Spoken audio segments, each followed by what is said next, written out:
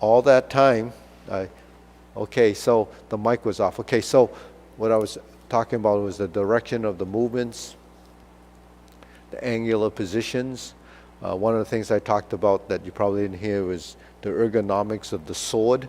So the sword handle is shaped like similar to the shape of the hammer, the handle on a hammer, you know, the kind that you use to bang nails in. So because of the ergonomic design of the hammer, you know, the people that produce these over time realize that there's an advantage to have the handle curved so that when you hit a nail on the top, you want it to be, you know, hitting it as flat as possible without actually compromising or going into an awkward position. So there's a very natural swing to that. And when you swing, because this sword has that similar handle, the curvature here actually hits the head squarely. So when you chop, you want to hit squarely, but you can't cut by forcefully bringing it in. You have to contact and draw. So all the drawing movements that we have from right to left is really a transition in the leg work to take you in the direction for a big slice. And a sword really cuts on the draw. It doesn't cut like an axe. When you use an axe, it's really impact and penetration. When you use a sword or a scalpel or any of these sharp tools, the motion is what creates the slice. And the way it slices, it actually cuts through the cells. It kind of splits things by drawing through it, you know, as evenly as possible. Obviously, this edge, the sharper it is, the better, and the less effort it is. So dull knives actually kind of dangerous because you try to force it through and you end up not doing a great job. So anyways, the form itself, we start off, remember we create this circular position, then we turn, just like in the fist form, we have grass to sparrow's tail motions. And we turn all the way to here.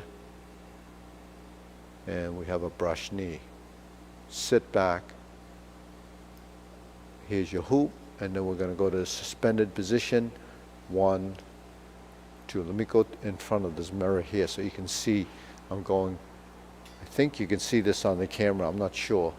But the thing is, if I'm here, you see the movement that takes you to the front. Now these movement looks like the movements that are actually happening here because they are the same movement except for this. Then you stab. So once you learn these movements, then you realize that it's the same pattern. And once that shows up, you just go through the same transition. And you poke down, fold the elbow, fold the sword. Here's where you drop into that corner. Now you see I'm 90 degrees to that mirror. That mirror is about 45 degrees, so that means I'm in the 45-degree corner. And then I reset to here. Now I'm in that line that a lot of those movements, all the movements happen, just like in the fist form. The direction that brush knee happens is in this direction, right? So we're going all these movement happens here.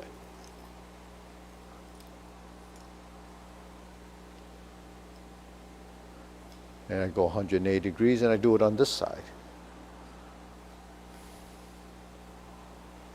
So as a pattern, you can see that I'm in this direction, and then I do the big sweep up, down here, and poke. And then here I push the sword in that direction, and I sit back. I do a small step, it's like a skip, and a poke. I bring the sword to here, take it over the head, and turn. And then I go to suspended position, So this is a cut that direction. I turn the sword over here, and I cut in this direction. It goes over here, and I lean forward. Now I bring it over to this shoulder, and I chop to here, right?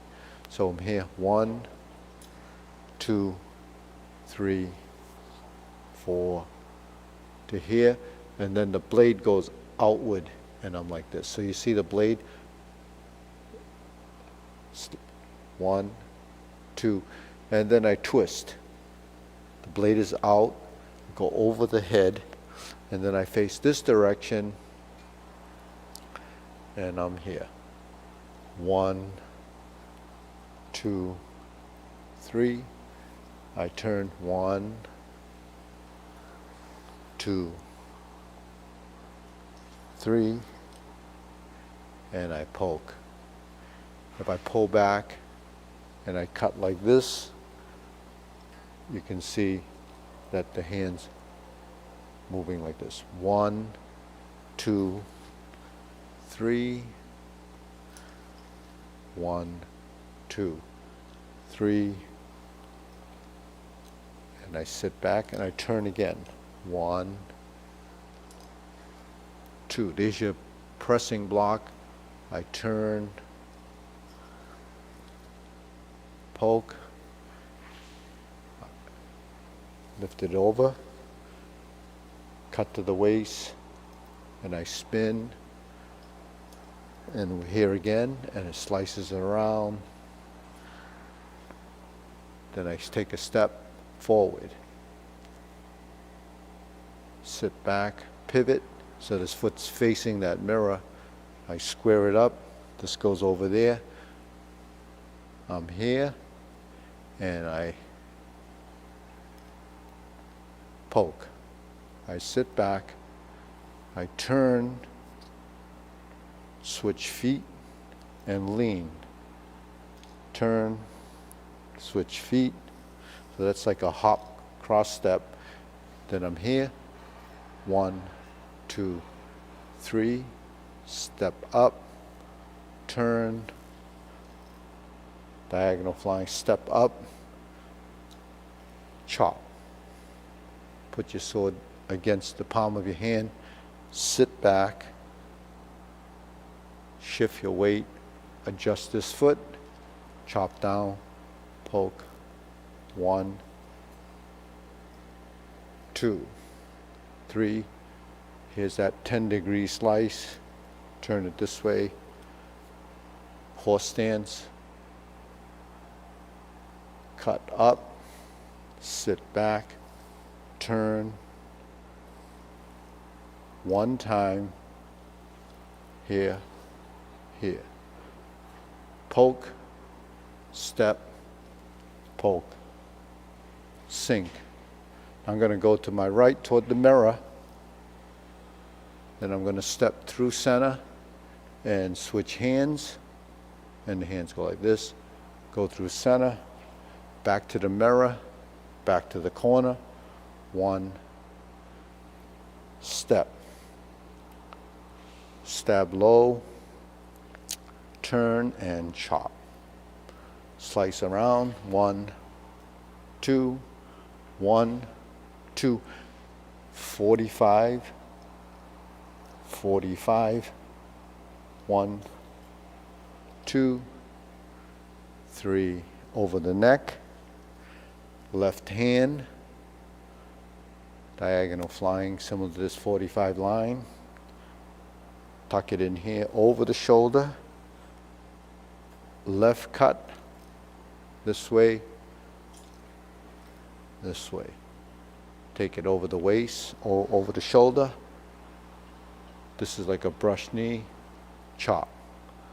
Rest it on your forearm, sit back, turn, push, 1, 2, and 3. So that's the whole form. It's done from beginning to end, and you can see that sequence is actually fairly long. Takes about 5 minutes to do, doesn't have to be rushed through. So between 4.5, 5 minutes, depending on like the speed you're going in. But that's still pretty long. A lot of movements happen in 5 minutes, and memorizing it, it's a bit of a challenge because of the directional changes. There's a lot of corner movement, and it is somewhat confusing because you're going from side to side. This is, I think, a little more complicated than learning the empty hand form, mainly because you have an apparatus in your hand. Takes a lot more coordination because you have to get the two sides to work together. The footwork in this form, if you start to look at it, it requires a bit of agility, and it requires a bit of shifting of weight. And it's much different from, say, the step and brush knee. There's a lot more spinning in this. So that's really, I don't know, it's a challenge for a lot of people trying to learn this. So anyways, I'm going to go through it again with you. Less talking, maybe more, so that you can focus on just the sequential visuals, I guess.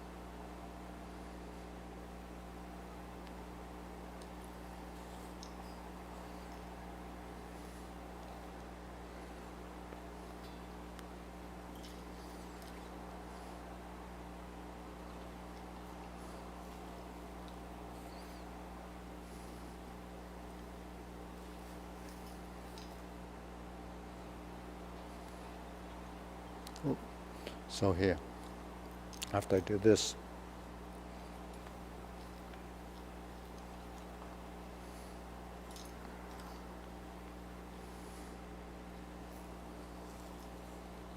so this is the identical to the other side,